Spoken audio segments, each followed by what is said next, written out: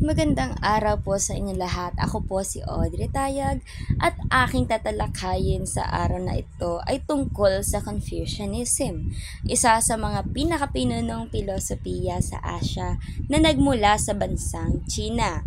Pero bago iyon, atin munang tatalakayin ang mga learning objectives na pwede nating makuha sa lesson na ito.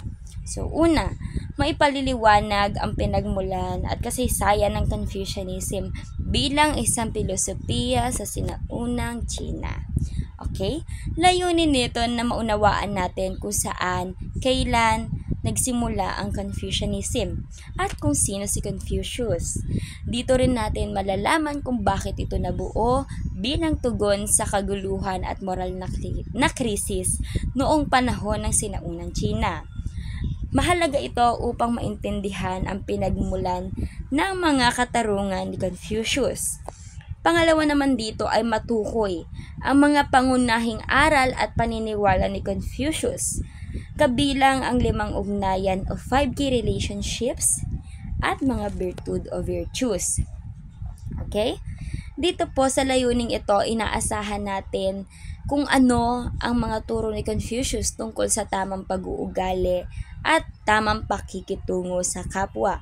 Dito rin papasok ang 5 key relationships, pinuno, nasasakupan, ama at anak at iba pa. At ang mga virtues tulad na lamang ni Ren, Li, Yi, Zi, Xin. So mamaya i-discuss ko sa inyo kung ano yung mga yon. At makakatulong ito upang maunawaan kung paano itinuro ang Confucianism bilang moralidad at respeto sa lipunan. Pangatlo naman, ito ay para maunawaan ang kahalagahan ng mga turo ni Confucius bilang paghubog ng moralidad, pamilya at lipunan. So, layunin nitong ipakita ang mga aral ni Confucius. Kasi ang Confucianism ay hindi lamang isang relihiyon. So, ito ay tungkol sa pagpapabuti ng ugali at asal ng isang tao. Itinuturo din sa Confucianism na ang maayos na pamilya ay daan tungo sa maayos na lipunan. Sa pamamagitan nito, matututo ang mga mag-aaral o tayo ng disiplina, paggalang at malasakit sa iba. Ngayon, ano nga ba ang Confucianism? Confucianism is a system of philosophy and ethics based on the teachings of Confucius, a Chinese teacher and a philosopher who lived around 500 BCE. It focuses on moral values, good behavior, and social harmony, rather than worshiping gods. Confucianism teaches that peace and order in society can be achieved when people practice respect, kindness, honesty, and responsibility in their relationships, especially within the family and community. So, ang Confucianism ay hindi lamang isang relihiyon, kundi isang paraan ng pamumuhay at sistemang moral na nagturo kung paano maging isang mabuting tao, mamamayan, at mabuting isang pinuno. Kaya, mahalaga talagang maunawaan natin ito. At ang Confucianism ay hindi lamang ang Confucianism ay nagturo kung paano maging mabuting tao, mamamayan, paano magkaroon ng respeto. So, yun talaga yung pinaka-main point ng Confucianism. Yun talaga yung pinaka-keyword niya. Kumbaga, dun talaga yun nakafocus. Kasi, ang Confucianism ay hindi lamang isang relihiyon, as I said. So, madami siyang layunin. Sobrang lawak ng topic na ito. Kaya, magpo-proceed na tayo sa sino nga ba si Confucius. So, ang tunay niyang pangalan ay si Kong Fuzi or Master Kong. Kilala sa tawag na Confucius dahil dun siya nakilala. Siya ay pinanganak sa Lu, China ng mga around 551 BCE. Siya ay isang guro, philosopher at tagapayo ng mga pinuno. At dahil doon siya ay nakilala hindi lang sa kanyang mabutihing tagapayo. Siya rin ay isang siya rin ay naging isang mabuting impluwensya sa mga tao noon. So, yun. Si Confucius din ay isang guro, philosopher sa China na nagturo ng kabutihan at pamumuhay noong panahon na magulo ang China. Isa lang naman ang kanyang layunin. Yun ay ibalik ang kaayusan at moralidad sa kanilang lipunan. Bukod din dito, ang kanyang mga turo ay nakapaloob sa aklat na tinatawag na Analects na naglalaman ng mga salita at kaisipan niya. So, narito ang mga turo ni Confucius na nakatuon sa mga sumusunod. Una ay ang moralidad at etika, pagmamahal sa kapwa, edukasyon at pamamahala. Ang kaisipan ni Confucius ay may malaking impluwensya sa mga kultura ng Silangang Asya, China, Hapon, Korea at Vietnam. Next naman ay ang mga pangunahing aral. Dito nabanggit ko kanina sila Ren, Li, ayan. So ngayon, atin silang tatalakayin isa-isa. So, magsisimula tayo kay Ren. Si Ren ay, ito yung mga pangunahing aral ng Confucianism. So, ito si Ren. Ang Ren ay kabutihang loob o malasakit sa kapwa. Itinuro ni Confucius na dapat tayong maging mabuti at maunawain sa iba. Sabi nga ni Confucius, huwag mong gawin sa iba ang ayaw mong gawin sa iyo. So, yun ang golden rule sa Confucianism. Next naman is ay ang Li. Ang Li ay ang tamang asal at ang ritual. Ito ay ang bawat kilos na dapat naaayon sa respeto at tradisyon. Halimbawa na lang ang paggalang sa magulang, guro at sa mga nakakatanda. Pangatlo naman ay ang Xiao. So, ang Xiao ay ang paggalang sa magulang o filial piety. So, ayon kay Confucius, ang pamilya ay ang pundasyon ng lipunan.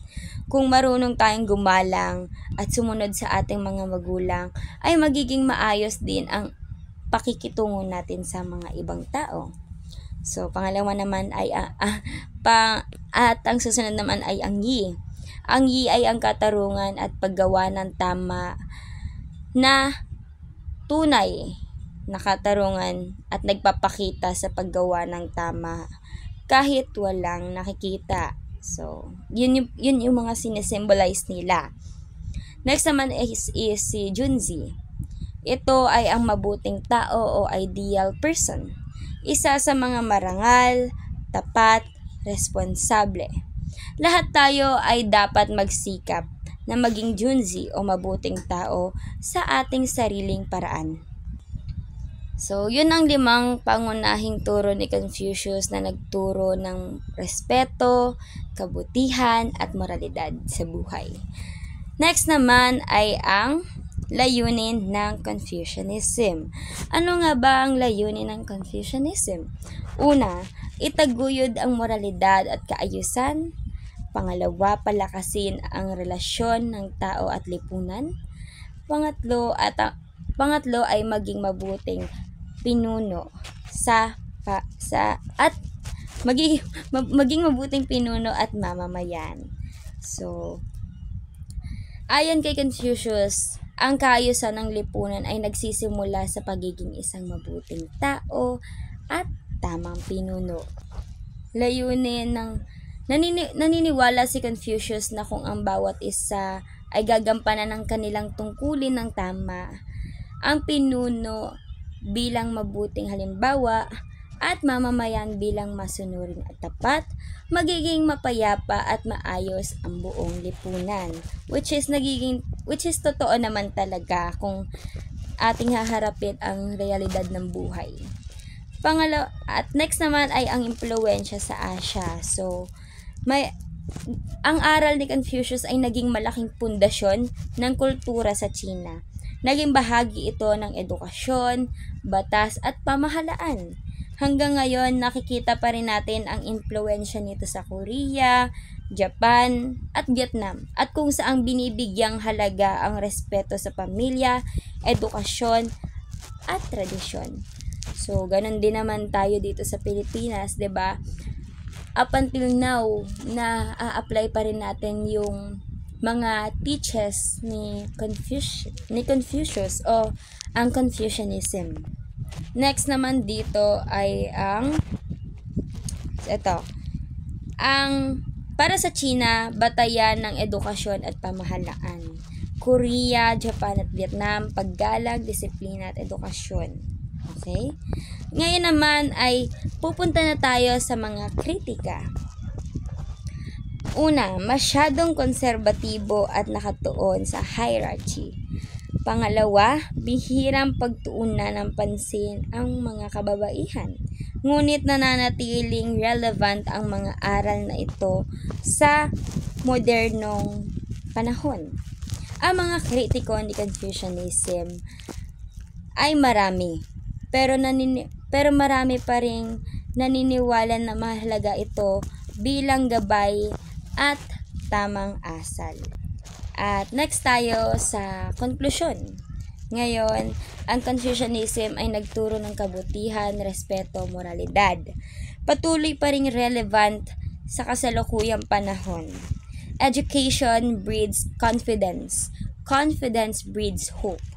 Hope breeds peace. Yun ang sinabi ni Confucius. Kaya, sobrang malaking impact talaga ang mga turo ni Confucius na patuloy pa rin nagbibigay ng inspirasyon sa atin upang maging isang mabuti at responsable sa ating lipunan. Naway magsilbi itong inspirasyon sa ating lahat upang maging isang mabuting tao, hindi lang sa iyong sarili, kundi para sa iyong pamilya at sa lipunan. Ngayon, atin nating tandaan ang golden rule ni Confucianism o ni Confucius. Do not do to others what you don't want done to yourself. O sa madaling sabi o sa Tagalog, huwag mong gawin sa iba ang ayaw mong gawin sa iyo. So, 'di ba up until now na a-apply pa rin natin siya. Kaya, yun talaga ang pinaka-golden rule ni Confucius. Huwag mong gawin sa iba ang ayaw mong gawin sa iyo. At bago ako magtapos, let us remember that Confucianism is more than just an ancient philosophy. It is a timeless guide for how we should live and treat one another. Confucius believed that a peaceful society begins with moral individuals.